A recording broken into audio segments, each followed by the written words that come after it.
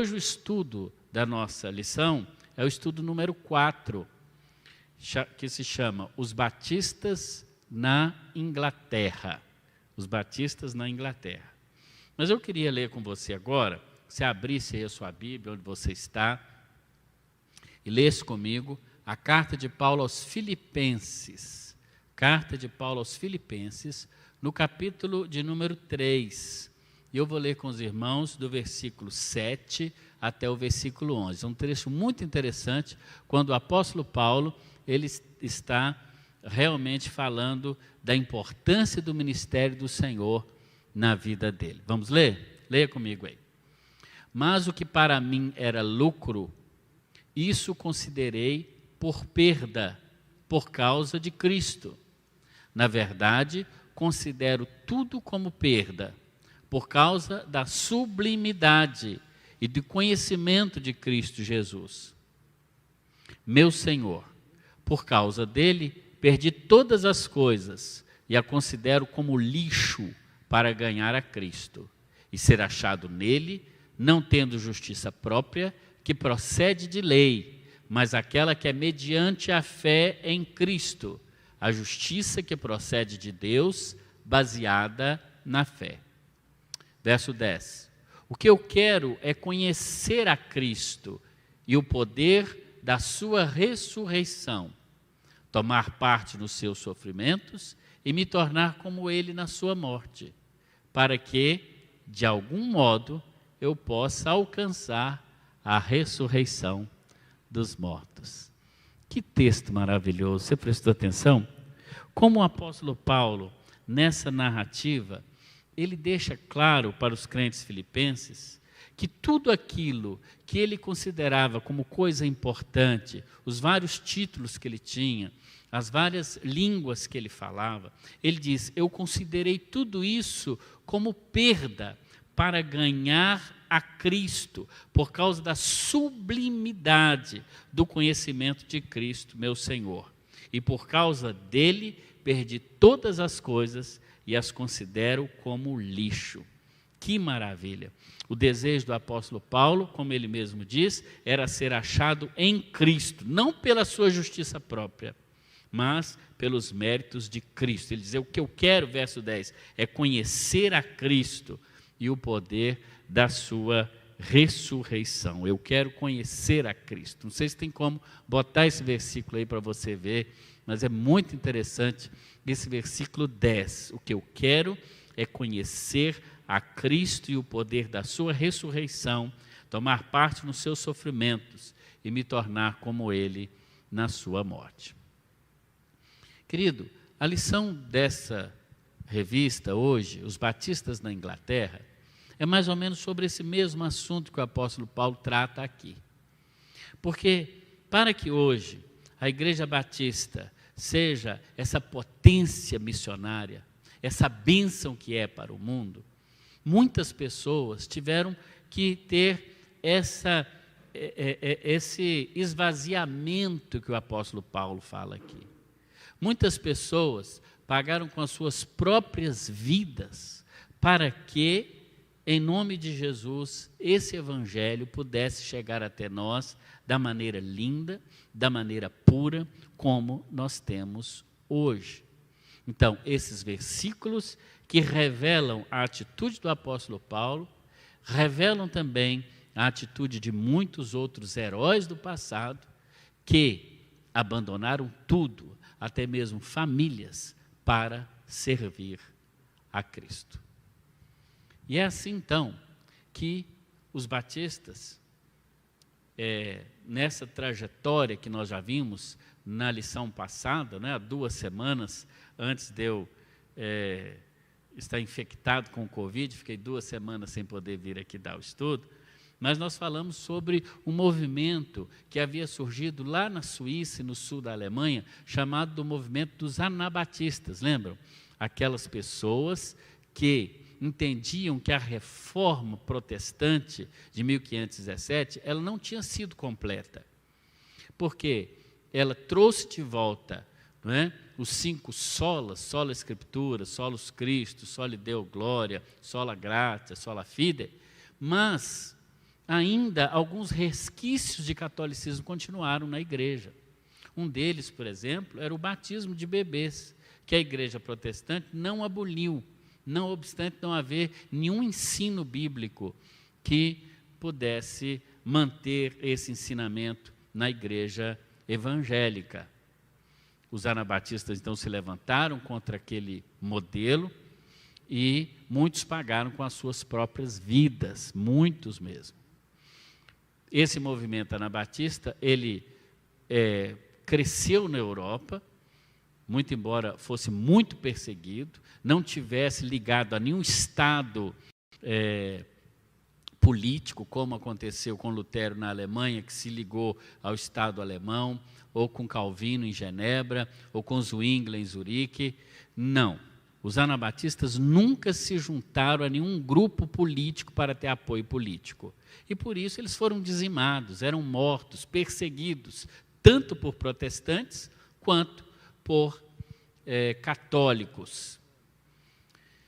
E por que eles eram perseguidos? Principalmente por causa da ênfase que eles davam na importância em que alguém precisava ser batizado, confessar a Jesus, e que esse batismo não fosse administrado a bebês, a crianças.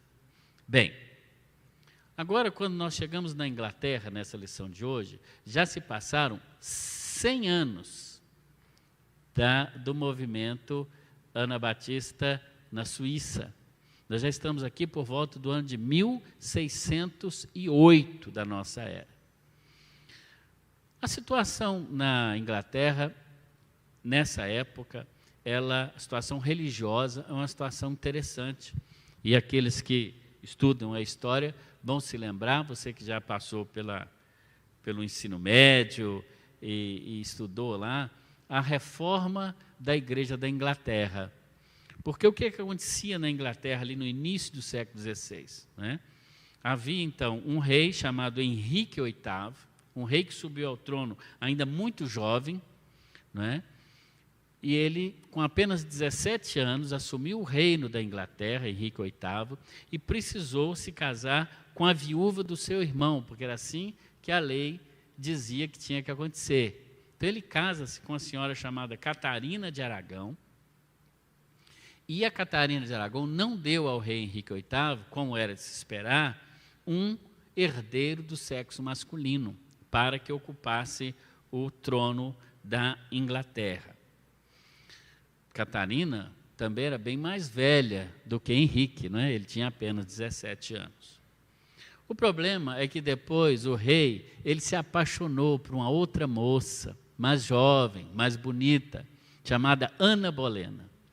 Então o rei Henrique VIII, ele tentou se separar, se divorciar de Catarina de Aragão para casar com Ana Bolena.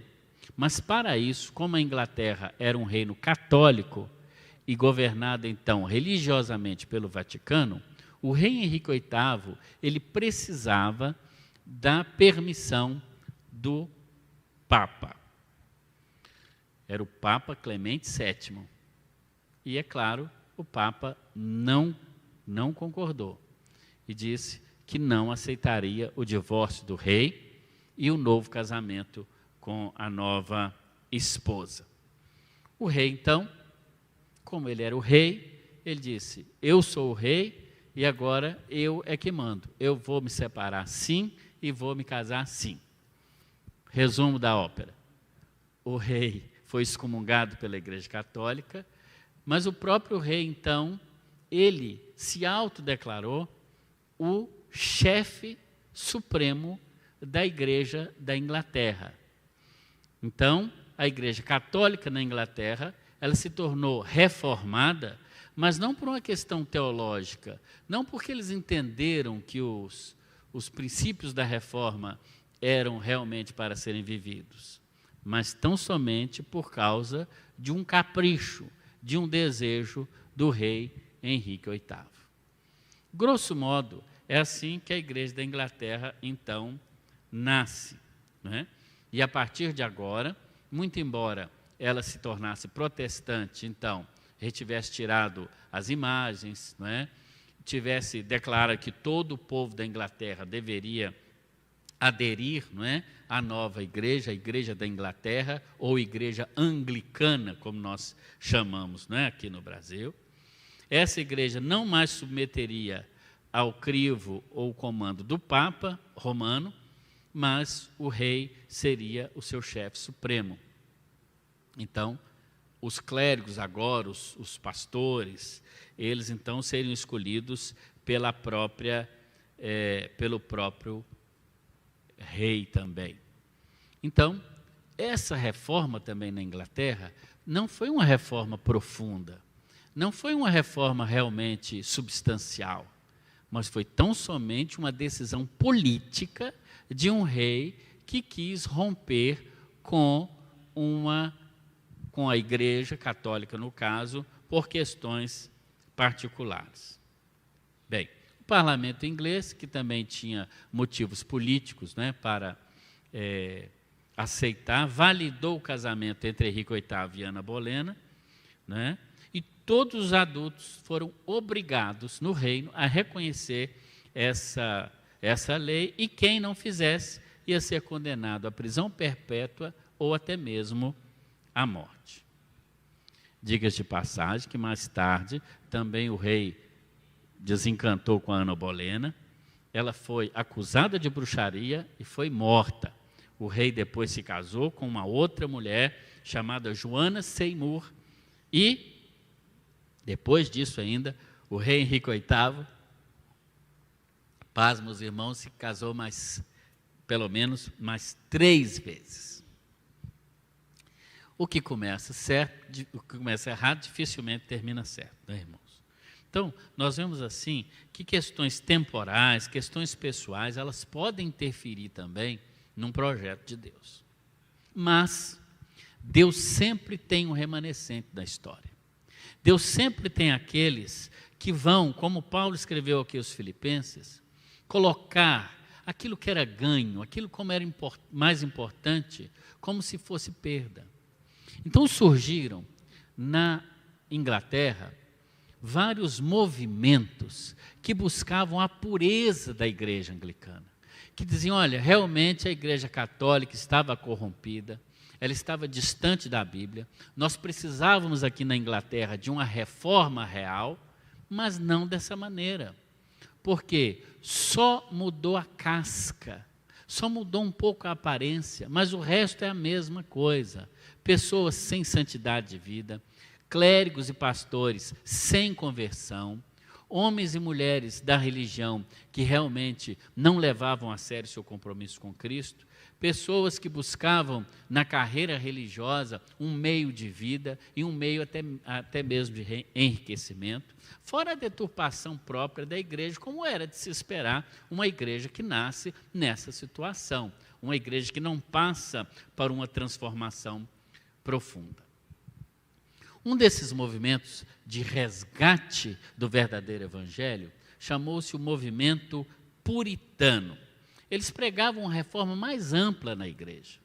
Eles queriam uma reforma mais profunda, que passasse realmente pela uma pureza de vida, por uma vida mais cheia do Espírito Santo, por uma experiência real com o Senhor, não é?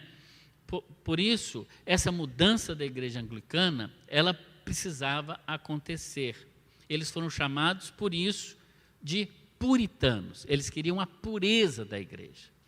No entanto, os puritanos queriam permanecer na igreja anglicana.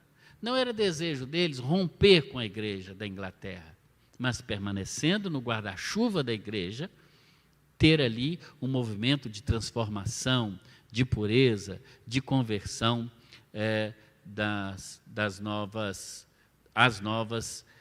doutrinas próprias da reforma. Mas tinha um outro grupo de puritanos que queria ir além ainda. Além de trazer de volta uma vida de pureza, além de trazer de volta uma vida de estudo da Bíblia, além de trazer de volta uma vida cheia do Espírito Santo, um outro grupo chamado separatista, também de puritanos, eles, além disso tudo, eles queriam uma separação entre a igreja e o Estado. Isso porque uma igreja criada por um rei, ela estava debaixo da batuta ou do cetro do rei que a comandava, como ainda é hoje a igreja da Inglaterra. Se você sabe, mas a igreja anglicana, a chefe suprema da igreja anglicana é a rainha Elizabeth II. Ela governa tanto o reino da Inglaterra, ou do Reino Unido, quanto também a igreja anglicana. Os separatistas, lá já em 1608, não aceitavam isso. Diziam, a igreja tem que estar desvinculada do Estado. Isso te faz lembrar alguma coisa sobre os anabatistas? 100 anos antes, lá na Suíça, eles também pregavam a separação completa entre igreja e Estado. Muito embora esses dois grupos, em princípio, os separatistas da Inglaterra e os anabatistas da Suíça, não tenham uma ligação direta, mas vejam como que pelo livre exame da Escritura, essas pessoas, sem terem contatos umas com as outras, vivendo em épocas tão diversas, ainda assim, elas chegavam às mesmas conclusões. Aliás, os grupos batistas, o movimento batista, ele surgiu assim. Por isso que a gente disse em algumas lições há um tempo atrás que os batistas não têm um fundador. Nós não circulamos em volta da doutrina elaborada por uma pessoa, por um reformador, seja ele Lutero, Calvino, Zwingli ou qualquer outro. Nesse sentido, os batistas não têm um fundador. Mas as nossas doutrinas, elas exalam direto da palavra de Deus. Elas exalam direto da Bíblia Sagrada. E pessoas em vários lugares do mundo, em diversas épocas, lideradas e conduzidas pelo Espírito Santo de Deus, chegavam a conclusões muito parecidas, como é o caso dos anabatistas e dos separatistas ingleses. Muito bem. É claro que um grupo que se levantasse contra a igreja instituída também estaria se levantando contra o reino. E, portanto, esses grupos separatistas, eles foram acusados na Inglaterra de traição, porque eles começaram a se reunir em comunidades separadas da igreja da Inglaterra. Eles se reuniam nas casas, como as nossas células hoje, os nossos pequenos grupos multiplicadores. Eles se reuniam em cavernas, eles se reuniam onde dava para se reunir, não é? Mesmo que não fosse um templo. É assim que essas pequenas fontes, elas começam a nascer e começam a crescer. Portanto, a Igreja Batista, ela começa também nas casas, não são em templos suntuosos, em catedrais, começam de uma maneira até mesmo escondida, longe dos olhares das autoridades. Não é? Um desses grupos de separatistas, eles foram tão perseguidos na Inglaterra, que precisaram mudar de país. Você já viu uma igreja ter que mudar de país? Foi isso que aconteceu. Um dos grupos de puritanos separatistas, liderados por um ex-pastor anglicano chamado John Smith e um advogado chamado Thomas Hales, eles tiveram que emigrar para a Holanda.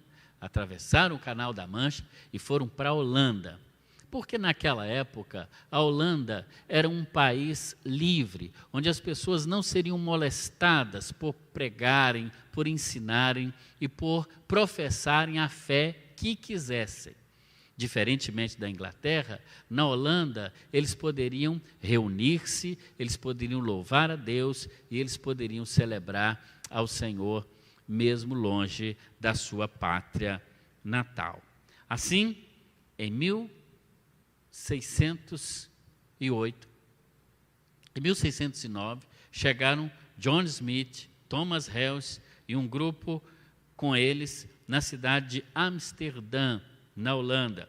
E ali eles então começaram a se reunir, chamando-se não de igreja batista, mas eles se chamaram ali o povo livre do Senhor. Um povo livre, livre para cultuar, livre para celebrar, livre para professar a sua fé da maneira como o Novo Testamento apresentava. Eles desejavam profundamente essa experiência, a mesma experiência do Novo Testamento. Deixaram tudo nos seus países, deixaram família, deixaram emprego, deixaram tudo para uma aventura de fé, simplesmente para poder fazer o que hoje nós fazemos com tanta tranquilidade, louvar ao Senhor, sem proibição nenhuma, política nem de uma ordem.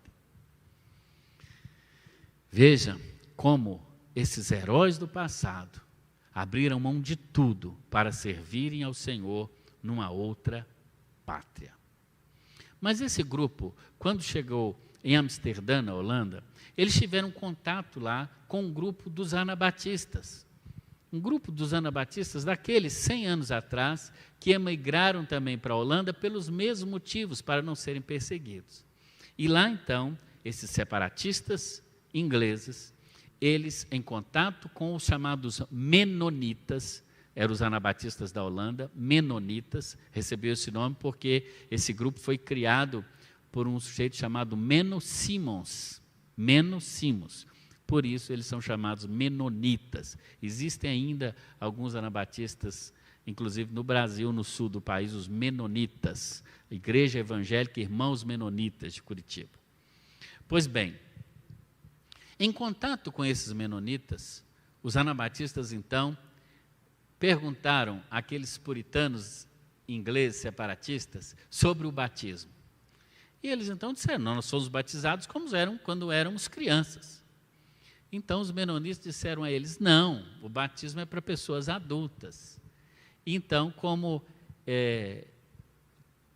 tanto Thomas Reus quanto John Smith chegam à conclusão, através dos anabatistas, de que o batismo verdadeiro, o batismo bíblico, o batismo do Novo Testamento, era para adultos. Então, John Smith se batiza, ele batiza a si mesmo e depois batiza toda a sua congregação. Por isso que a gente brinca e diz que John Smith foi o primeiro ser batizado da história, porque ele mesmo se batizou novamente ali em Amsterdã. O problema é que Smith era um sujeito que também tinha uma mente um pouco confusa. Vejam que ele foi ministro da igreja anglicana, se tornou um separatista, se tornou um puritano e agora se tornou um menonita. Então ele começou a pensar sobre a validade do próprio batismo que ele tinha se ministrado. E com esse problema de consciência, ele voltou aos menonitas e pediu que alguém o batizasse, porque ele entendia que o seu batismo não era válido. E colocou em xeque também o batismo de toda a congregação. Mas aí entra em cena o advogado Thomas Reus, que mesmo não sendo um clérigo, um pastor, ele assume a liderança do grupo e diz, não, o batismo foi válido, porque foi feito em nome do Pai, do Filho e do Espírito Santo. Então,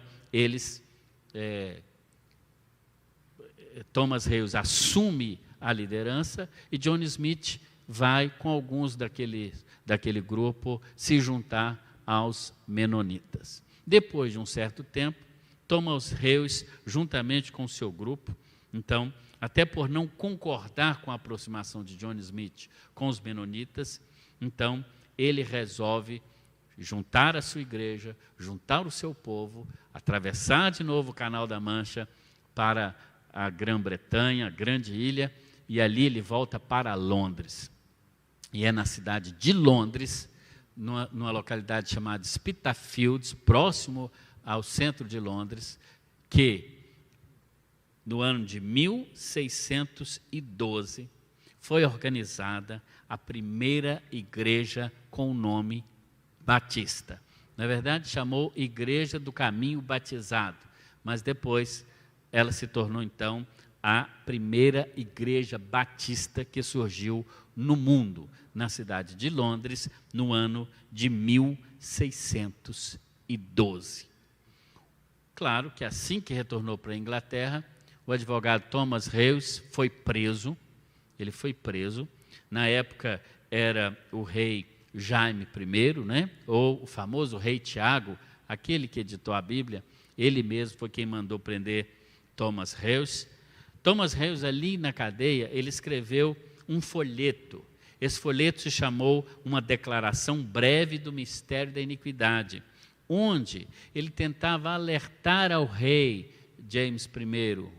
Ele tentava mostrar para o rei que o rei não é Deus e que o rei não poderia se envolver em questões de fé, que a fé ela é pessoal, que cada um tem a sua fé própria, que o rei deveria cuidar dos assuntos do reino, dos assuntos políticos e deixasse para a consciência de cada cidadão os artigos de fé.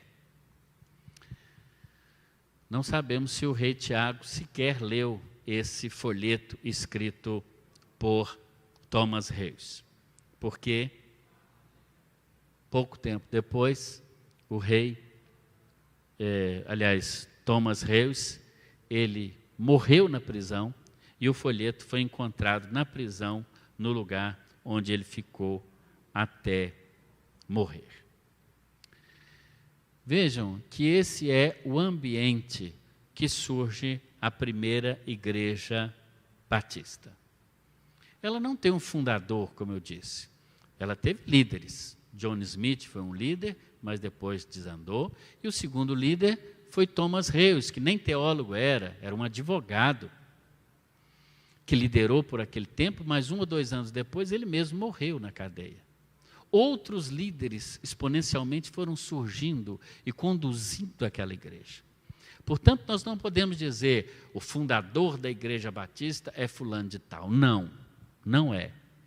Mesmo porque os líderes, como disse, morreram e porque também não seguimos uma teologia de um grande teólogo. Nós seguimos a palavra de Deus em sua totalidade, entendemos que os vários teólogos, Lutero, Calvino, Zwinglio, Armínio e tantos outros, cada um deles deu a sua contribuição no entendimento da Escritura. Mas nós não abraçamos nenhuma delas como nossa própria. Abraçamos sim a Escritura na sua integridade, segundo a interpretação que realmente é possível ter dela a partir do que está exposto no seu compêndio, em nome de Jesus. Portanto, a Igreja Batista, ela nasce assim, desse movimento de Deus, desse movimento do Espírito Santo, que desde as entranhas do catolicismo começou a despertar pessoas que eclodiram na Reforma Protestante, que dali sai um outro grupo que queria ainda mais pureza, ainda mais transformação, os chamados anabatistas. E depois, 100 anos depois, se encontram com esses separatistas ingleses na Holanda e mostram para eles a importância de estar separado do Estado, a importância de ser uma igreja pura e cheia do Espírito Santo, mas a igreja também que deve batizar apenas pessoas adultas para que elas possam chegar ao entendimento e ao conhecimento da verdade do Senhor. É bem verdade que os primeiros batistas, eles nasceram muito influenciados pela doutrina que estava em voga na época, o calvinismo. Então eles foram chamados de batistas particulares. Por quê? Porque eles criam que a salvação é para algumas pessoas apenas, que Cristo morreu apenas pelos eleitos, por aqueles que teriam sido predestinados para uma salvação. Ou seja, Cristo não morreu por todos, mas morreu apenas pelos eleitos. Era a doutrina da época, o calvinismo que estava realmente tomando e que era praticamente professado por todos os chamados protestantes da época, principalmente sob a influência do teólogo francês João Calvino. Mas logo depois surge um outro grupo chamado dos batistas gerais, principalmente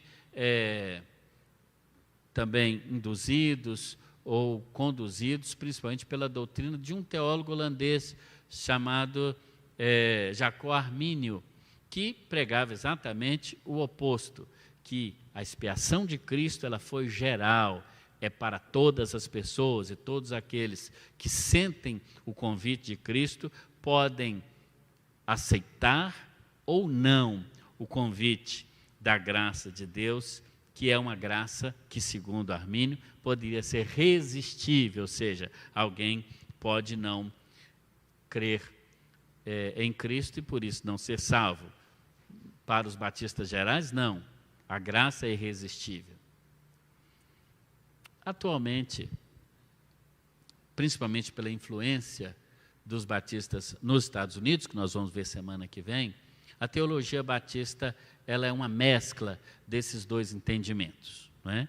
Se os batistas gerais trouxeram o grande ganho, principalmente da doutrina que nós chamamos da perseverança dos santos, ou seja, aquele que foi salvo, ele foi salvo de uma vez por todas, e esse é um grande ganho que nós como batistas temos. Também os batistas gerais trouxeram a grande contribuição do livre arbítrio do ser humano, que para nós ele não perde quando tem a sua queda no Éden, muito pelo contrário. Jesus morreu por todos, para que todo aquele que nele crê não pereça, mas tenha a vida eterna. Mas aquele que é salvo por Cristo está, sim, predestinado em Cristo para a salvação, e por isso, e só por isso, ele não pode perdê-la. A declaração doutrinária da Convenção Batista Brasileira, ela é muito clara quando ela trata no aspecto da predestinação e da eleição. Algumas pessoas que ainda tentam forçar no nosso meio esse ou aquele entendimento. Na minha opinião, essas pessoas deveriam rever a declaração doutrinária e a Bíblia, porque entendo que a declaração doutrinária atual, ela exprime exatamente o conceito que a Bíblia dá conta de explanar. Mesmo sabendo que esses grandes heróis teólogos do passado, eles mesmos não deram conta, mas nós podemos dar conta desse ensinamento.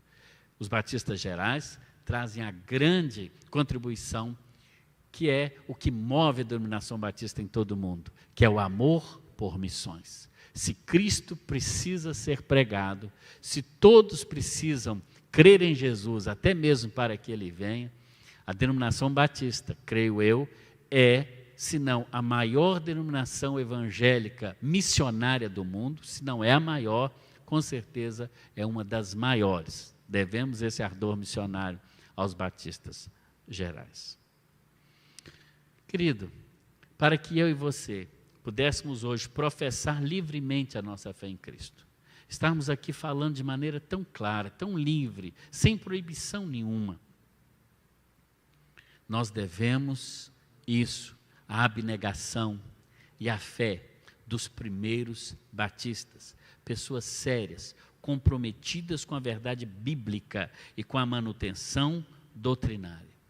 Um povo sem história é um povo que tem a sua fé e o seu futuro realmente comprometido.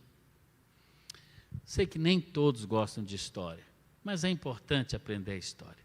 Não conhecer a nossa origem pode nos levar a perdermos a razão da nossa fé, a adotarmos práticas que não são bíblicas, ou a abrirmos mãos de princípios importantes, pelos quais grandes homens e mulheres do passado morreram.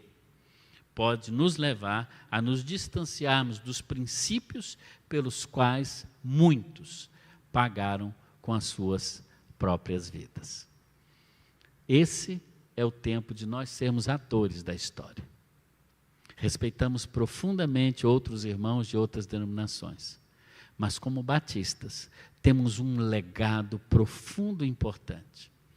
Temos que renovar essa nossa fé. Temos que, assim como Paulo escreve aos Filipenses 3, de 7 a 11, abandonarmos aquilo que a gente julga como muito importante para ganhar a Cristo.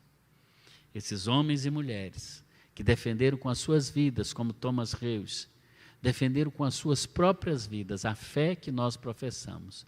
Nós não podemos hoje olvidar. Precisamos sim dar a razão da esperança que há em nós. Por isso, meu irmão, minha irmã, Você que é batista, que bênção, que alegria saber que temos uma história tão linda e que já há mais de 400 anos, essa igreja maravilhosa e bendita, a Igreja Batista, ela tem se mantido pregando o Evangelho em todos os cantos do mundo. Que Deus abençoe a nossa igreja, que Deus abençoe a sua vida. Se você que está nos assistindo ainda não faz parte de uma igreja evangélica, venha nos conhecer um pouco mais. Venha conhecer a primeira igreja batista aqui em Governador Valadares. Faça contato conosco. Talvez você não mora aqui, nos envie uma correspondência, nos envie aí um WhatsApp e nós teremos a maior alegria de indicar para você na sua cidade, no seu bairro, em qualquer lugar do mundo que você estiver, uma igreja batista mais próxima da sua casa.